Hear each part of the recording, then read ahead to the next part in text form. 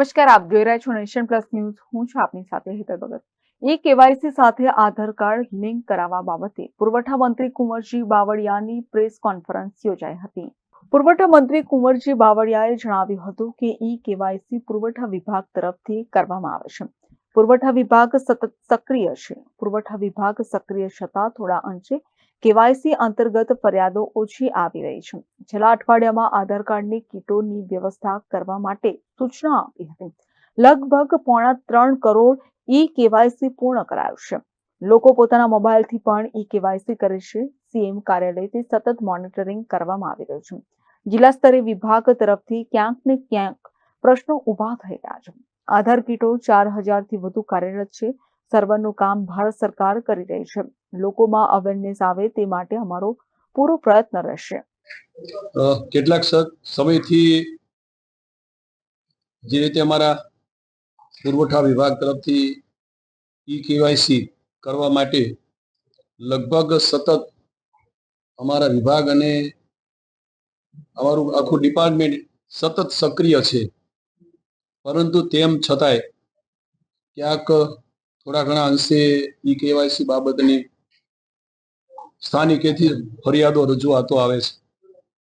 એને ધ્યાનમાં રાખીને જે રીતે મેં પુરવઠા વિભાગ તરફથી કામગીરી થઈ રહી છે.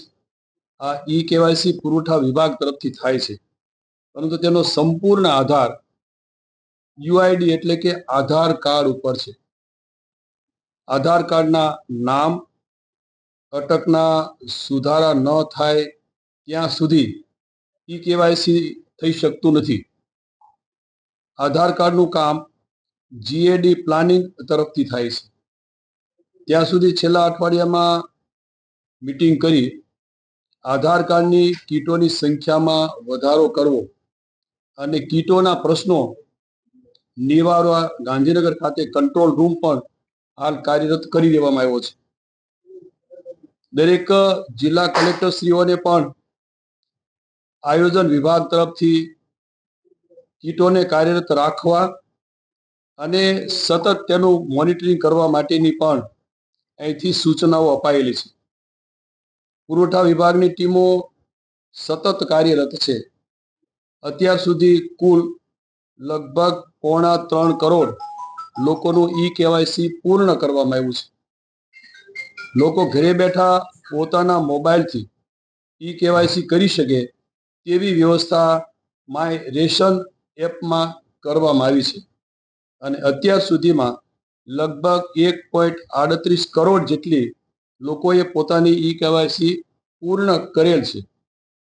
આ ઉપરાંત ગ્રામ પંચાયત લેવલે ત્યાંથી વીસીઓના માધ્યમથી લોકોને મુશ્કેલી ન પડે એટલે એને પણ સત્તા આપી છે. ત્યાંથી પણ લગભગ 1.07 કરોડના કેવાયસી એમાંથી પણ કરવામાં આવ્યું છે.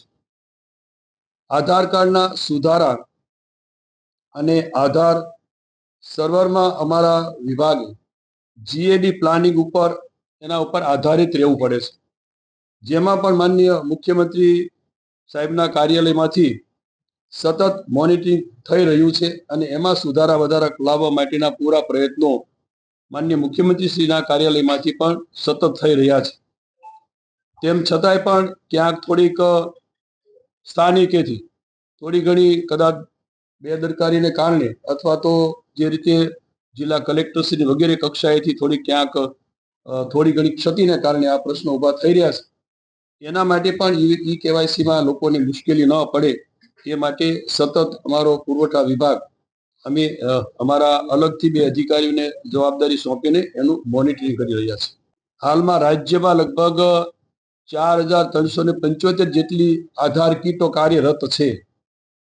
જે પૈકીની જેની વ્યવસ્થા જે ગોઠવાયેલી છે તે જનસેવા કેન્દ્ર હસ્તકમાં પણ છે, ગ્રામ પંચાયતો હસ્તક પણ આની વ્યવસ્થા છે, શિક્ષણ વિભાગમાં પણ છે, આંગણવાડીઓમાં પણ આની વ્યવસ્થા ગોઠવાયેલી છે, પોસ્ટ ઓફિસ અને રાષ્ટ્રીયકૃત જે બેંકો છે એ બેંકોમાં પણ અમે આ આધાર કીટો અપાયેલી છે અને એના માધ્યમથી પણ કેવાયસી થાય છે. લગભગ હજુ આગામી દિવસમાં અમે એકાદ 1000 જેટલી વધારાની નવી આધાર કીટો મૂકવા માટેનું એકાદ અઠવાડિયામાં અમે એક્ટિવ કરવા માટેનો અમારો પ્રયત્ન છે, જેથી લગભગ હું માનું છું ત્યાં સુધી જે કંઈ થોડી સમસ્યાઓ છે આપણે ક્રમિક હળવી કરવા જઈ રહ્યા છે.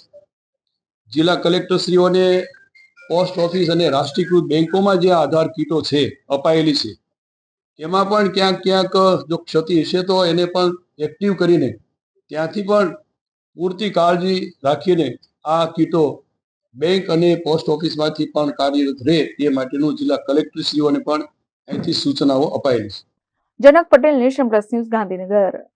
સમાચારોના સતત અપડેટ મેળવવા માટે અમારી નેશન પ્લસ ન્યૂઝની યુટ્યુબ ચેનલને સબસ્ક્રાઇબ કરો, બેલ આઇકન દબાવો અને જોડાયેલા રહો ફેસબુક, ઇન્સ્ટાગ્રામ અને ટ્વિટર પર.